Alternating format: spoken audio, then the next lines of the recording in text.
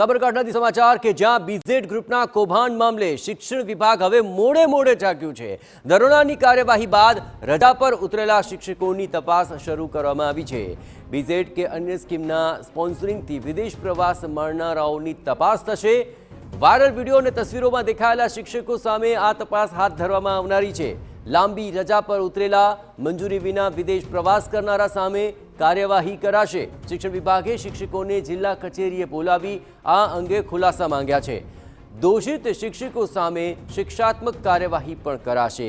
2 સપ્તાહથી ઢીલી નીતિ બાદ હવે શિક્ષણ વિભાગ આવ્યું છે હરકતમાં। ઉચ્ચ સ્તરે નોંધ લેવાયા બાદ હવે સ્થાનિક શિક્ષણ તંત્રએ કાર્યવાહી શરૂ કરી છે। વધુ વિગતે વાત કરવા માટે જોડાઈ રહ્યા છે ટીવી9 સંવાદદાતા અવનીશ। હવે રહીને શિક્ષણ વિભાગ જાગ્યું છે, કઈ પ્રકારની ગતિવિધિઓ હવે તેજ બની છે અવનીશ?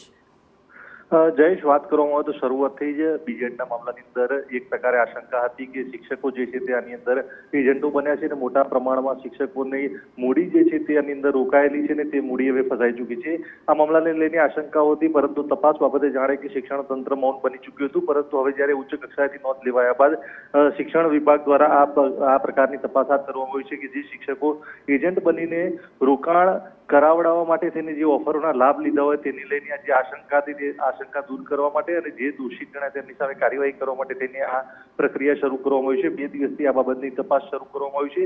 જે શિક્ષકો લાંબી રજા ઉપર હોય, વિદેશ પ્રવાસ કર્યા હોય અને પૂર્વ મંજૂરી પણ ન લીધી હોય તેવા તમામ શિક્ષકોને શોધવા માટે કાર્યવાહી તેજ કરી છે। આ મામલે આ જે શંકાસ્પદ શિક્ષકો છે તેમને રૂબરૂ બોલાવવામાં આવી રહ્યા છે જિલ્લા કચેરી ખાતે અને તેમના નિવેદનો લેવામાં આવી રહ્યા છે અને ખુલાસા પણ માંગવામાં આવી રહ્યા છે। કયા કારણોસર તેઓએ વિદેશ પ્રવાસ ખેડ્યો હતો અને તેની મંજૂરી કેમ નહોતી મેળવી, તેમજ લાંબી રજા ઉપર તેઓ કેમ હતા, તમામ બાબતના સવાલના જવાબ મેળવવાની કાર્યવાહી હાથ ધરવામાં આવી છે। બિલકુલ અવનીશ, તમામ ગતિવિધિઓ પર આપ નજર રાખતા રહેજો। તો હવે શિક્ષકોને પાસે ખુલાસા મંગાયા છે અને તેમાં જો કસૂરવાર તેઓ ઠરશે તો કઈ પ્રકારની કાર્યવાહી કરશે તે જોવું મહત્વપૂર્ણ બની રહેશે।